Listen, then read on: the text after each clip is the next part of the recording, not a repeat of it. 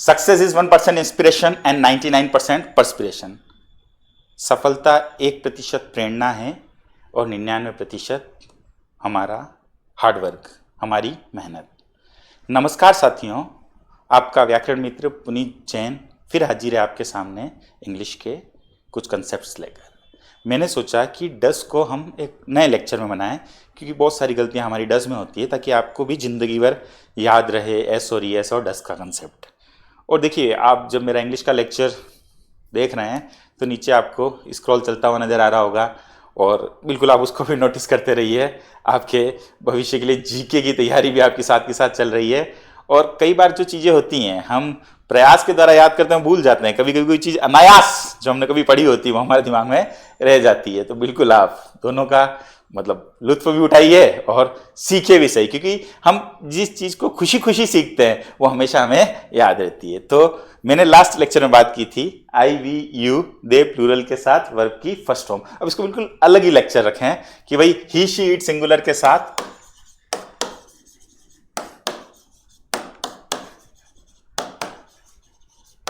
Verb की first form और उसके बाद एस या ईएस आता है और ऑब्जेक्ट आता है। ये हम बार बार पढ़ते हैं और कितनों को बिल्कुल जबान पे भी चढ़ा होता है, पर जब क्वेश्चन करने जाते हैं क्या हो जाता है पता नहीं, हम भूल जाते हैं। तो या तो हमारे थोड़े अभ्यास की कमी है या हम लापरवाह हो जाते हैं। तो बिल्कुल लापरवाह नहीं होना है, सिस्टमेटिक काम करना है ना।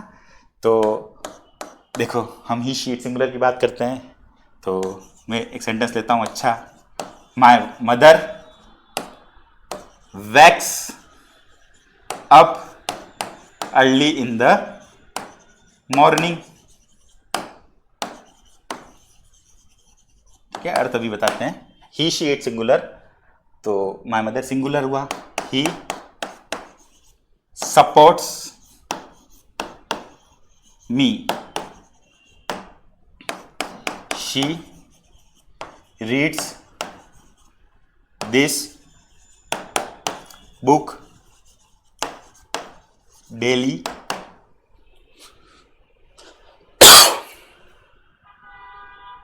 He motivates us। तो देखो, कुछ एक एग्जाम्पल मैं कर रहा हूँ, कुछ आप भी है ना अपने अपने एग्जाम्पल बनाया करो और कमेंट बॉक्स में डाला करो।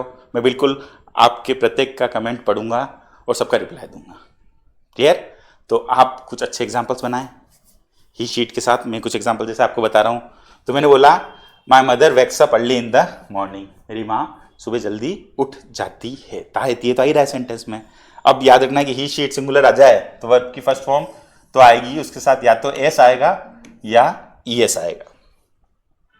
फिर बात करें, ही सपोर्ट्स मी, वह मुझको सपोर्ट करता है या सहयोग करता है।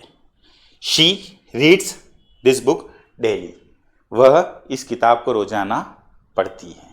अच्छा, पीछे हमने लास्ट सेशन में रीड के ऊपर लिया था, बाई चांस वही लेना होता तो हम कैसे लेते हैं? शी के साथ।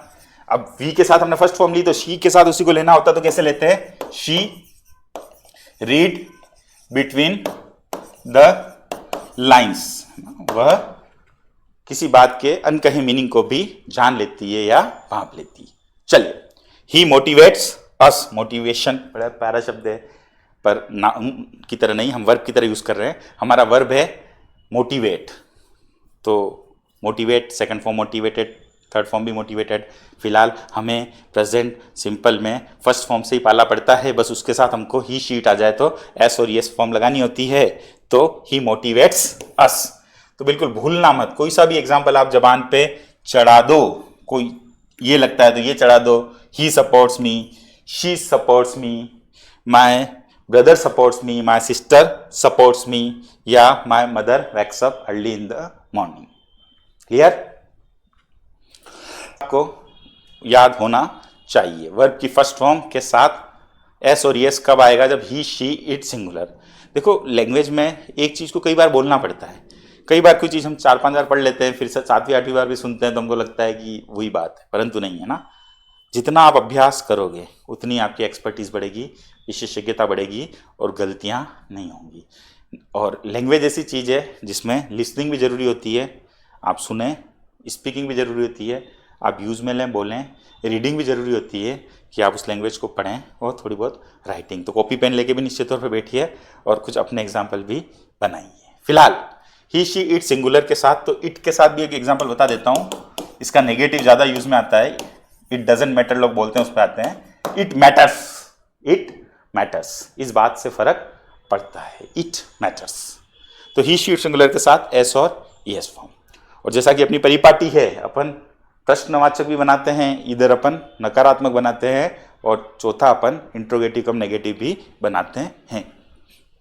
फिर भी अगर आपकी कोई क्वेरी आती है तो मैंने आपको जैसा बोला कमेंट बॉक्स में डालिए, और साथ ही साथ स्क्रॉल में एक नंबर चलता हुआ दिख रहा है, आप उस पर व्हाट्सअप भी कर देंगे तो बिल्कुल आपकी जो भी क्वेरी है उसका समाधान मैं यहाँ बोर्ड पर करूँगा। और निश्चित तौर पे अगर आपका प्रश्न अच्छा हुआ तो आपका बोर्ड पे नाम भी लिखूंगा। चलिए, तो देखें हम ही शी इट सिंगुलर के साथ अब हम बात करते हैं नकारात्मक वाक्य कैसे बनता है। अगर आप ध्यान रखिए 12 टेंस है, पर प्रेजेंट सिंपल, पास्ट सिंपल और प्रेजेंट परफेक्ट, इन 3 टेंस को एक बार ढंग से समझ लेते हैं तो ध्यान रखना आपने आधी बाजी जीत ली। ऐसा नहीं है कि 12 है तो यूज में भी 12 के 12 समान तौर पे आते हैं। प्रेजेंट सिंपल का बड़ा यूज होता है, पास्ट सिंपल का बड़ा यूज होता है, प्रेजेंट परफेक्ट का भी बहुत यूज होता है। चलिए, तो प्रेजेंट सिंपल तो बिल्कुल आधार भी है और प्रयोग में भी ज्यादा होता है। अब देखिए नकारात्मक की बात करें तो हम कोई एग्जाम्पल लेते हैं। जैसे मैंने बोला ही कम्स हियर, ये मेरा एग्जाम्पल है, ही कम्स हियर। अब मुझे अगर इसका नकारात्मक बनाना है, क्या बनाना है इसका नकारात्मक। अब यहां कुछ लोग लाइफ टाइम गलतियां करते हैं। अगर आप 10th में हैं, 11th में, 12th में, अगर आपने आज अपनी फाउंडेशन मजबूत कर ली तो जिंदगी भर मजबूत रहेगी।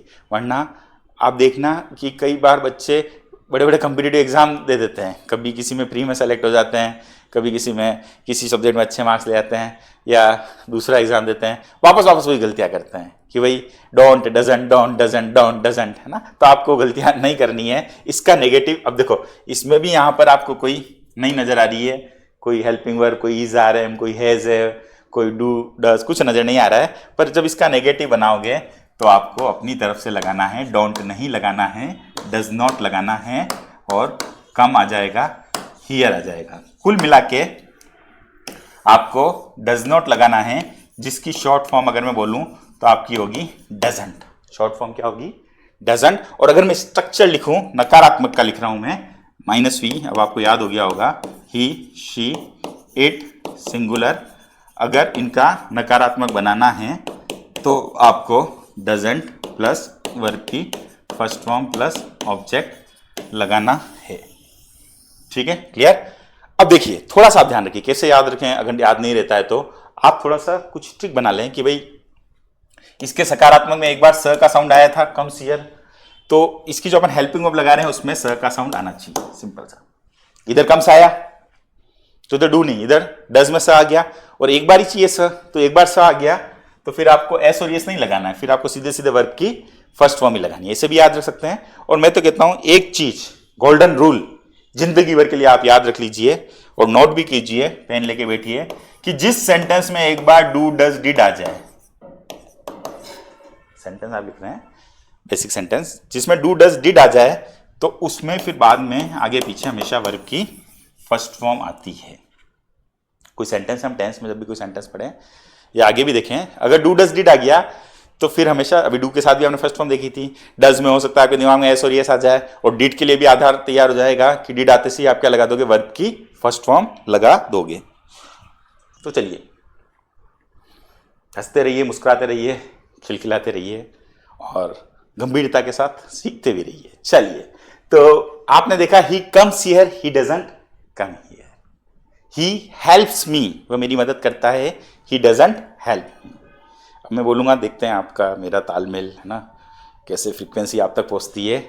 ही रीड्स दिस बुक, बोलिए बोलिए, आप कहीं पर भी हो दुनिया के किसी भी कोने में, he reads this book, he doesn't read this book. He supports us, he doesn't support us. He reads between the line, reads between the line घटा दूंगा, हाँ, he doesn't read between the line. Clear?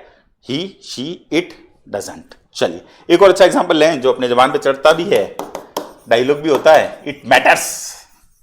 अब देखो इसका भी अगर आपको negative बनाना है ना, तो कुछ लोग बोलते हैं कि मेरे को तो इस बात से कोई फर्क नहीं पड़ता है, यही लोग मारते हैं हम लोग, तो इट डजंट मैटर, मुझे इस बात से कोई फर्क नहीं पड़ता है, इट डजंट मैटर। अब ये जबान पे चढ़ा देगा तो आपको जिंदगी भर याद देगा कि इट के बाद क्या डोंट नहीं लगाना है, हमेशा क्या लगाना है, डजंट लगाना है।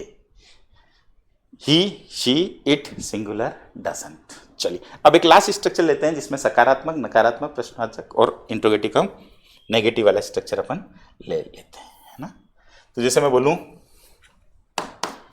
He plays cricket, he plays cricket. अब इसका नेगेटिव बनाना है तो अब आप खुद बना पाओगे, ही डजंट प्ले क्रिकेट। तो ये आप बनाइए, हम बिल्कुल चाहते हैं कि जो बिगनर से बिगनर है वो भी सीख जाए इंग्लिश। हो सकता है उसको भी कुछ लेवल हार्ड लग रहा होगा, और जो सीखे हैं एडवांस लेवल है उनको लग सकता है कि बहुत आसान सी चीज़ पढ़ाई जा रही है। तो हम कोशिश करेंगे कि एक एवरेज रखें, और कोई बिगनर से मतलब कोई ज़्यादा है तो हम उसको क्वेरी का भी समाधान करें, और आगे हम जब सीख जाएँ यहाँ ज़्यादातर बच्चे, तो हम एडवांस लेवल के लेक्चर भी अलग से मेंशन करेंगे वहाँ पर, और वो भी आप बात करेंगे। चलिए फिलहाल जब हम इसका प्रश्नवाचक बनाते हैं तो जो हेल्पिंग वर्ब नज़र नहीं आ रही है, नहीं नज़र आ रही है, उसमें डू नज़र नहीं आ रहा था, इसमें डज नज़र नहीं आ रहा था, पर याद रखिए स तो नज़र आ रहा है, तो चलिए स नज़र आ रहा है तो डज लगा देते हैं, डज ही। और मैंने आपको बोला जहाँ डू डज डिड आ जाए, डिड की भी बात कर दी मैंने, तो वहाँ आपको फिर वर्ब की फर्स्ट फॉर्म ही लगानी है, does he play cricket. Clear. चलिए तो इसका भी मैं संरचना या स्ट्रक्चर, वाक्य विन्यास, सिंटेक्स, जो भी आप बोले, फॉर्मूला, जो आपको शब्द अच्छा लगे आप यूज कीजिए, थोड़ा सा इंग्लिश का प्रयोग कीजिए, प्रयोग से सीखते हैं। गलतियां होती है, गलतियों से ही तो सीखते हैं। अगर आदमी गलती नहीं करेगा तो सीखेगा कैसे। अगर आज 4 गलतियां करते हैं इंग्लिश में, तो कुछ 10 अभ्यास किए होंगे तो 4 गलतियां करते हैं, तो मैं तो कहता हूं आप 8 गलतियां कीजिए, उसके लिए आपको 20 अभ्यास करने पड़ेंगे, 12 गलतियां करोगे 30 अभ्यास करने पड़ेंगे। तो जितना अभ्यास होता जाएगा उतनी गलतियां, जो गलती करते हैं वो जिंदगी भर याद रहती है कि आगे ये गलती नहीं करनी, और सुधरते सुधरते फिनिशिंग आ जाएगी। तो डस आ जाए तो आप देखिए ही शी इट सिंगुलर, और फिर वर्ब की फर्स्ट फॉर्म और ऑब्जेक्ट। इसकी संरचना की जरूरत होती है, चौथा तो बड़ा आसान सा होता है। तो आपका एक ऐसा और लूंगा मैं, पर एक बार डज ही प्ले क्रिकेट। अच्छा, इसका इंट्रोगेटिव कम नेगेटिव बनाएं तो कुछ नहीं करना होता है, डजंट को आगे ले आए, डजंट ही प्ले क्रिकेट। अच्छा, कुछ लोगों के दिमाग में उधर भी आ रहा होगा और अभी भी आ रहा होगा कि बाई चांस हम डज नॉट लिखते तो कोई दिक्कत नहीं थी, भाषा है, तरह तरीके से उसका यूज होता है। Does he not play cricket भी अगर आप यूज कर लेते तो वो भी आपका सही था, और उधर भी आप do you play cricket use करते, मतलब नॉट लगाते, do you not play cricket, वो सही था, उसमें कोई फर्क नहीं पड़ता। क्योंकि अगर आपने ही डज नॉट लिखा है अलग अलग तो डज को आगे लाओगे, और डजंट लिखा है तो पूरे डजंट को आगे लिखाओगे। अच्छा, जब मैंने आपको बोला ही प्लेस क्रिकेट का प्रश्नवाचक बना रहे हो, डज ही प्ले क्रिकेट, तो उसका सकारात्मक रिवर्स में भी आना चाहिए। तो वापस मैं बोलता हूं कि अगर इसका कभी भी सकारात्मक बनाने को कोई बोले तो इस डज को तो हटा देना, और यहां पर ऐसी तो लगाना पड़ेगा। ये लाइन ले लीजिए ताकि याद रहे कि इसका प्रश्नवाचक ऐसे बनता है। और एक प्रैक्टिस में वापस कराता हूं, इसकी उसकी नहीं है ना, इस बार इस पर फोकस करते हैं और फिर बात को विराम देंगे। चलिए देखिए, अगर ये सेंटेंस ऐसा होता, शी इंस्पायर्स, प्रेरित करती है सबको, शी इंस्पायर्स अस। चलिए अब अगर मेरे को इसका प्रश्नवाचक बनाना है तो मैं क्या करूंगा, डज शी, एस और यस नहीं लगाना है, इंस्पायर अस, ये आपका हो गया। क्लियर। पर मैंने आपको बोला रिवर्स में भी आपको आना चाहिए कि अगर कभी कोई सेंटेंस आपको ऐसा दे दे जो कि देगा आगे के टॉपिक्स में, वहीं काम आएगा ये। तो डज शी इंस्पायर अस का कोई बोले कि सकारात्मक बनाना है, तो आगे से आगे पढ़े लोग भी शी डज को आगे, अरे आगे नहीं लाना है, इसको तो बिल्कुल हटा दो, और यहाँ पर एस और एस लगा दो, इसको तो हटा दिया और यहाँ पर एस या एस वाला फॉर्मेट रख दिया, तो वो उसका क्या बन गया, सकारात्मक।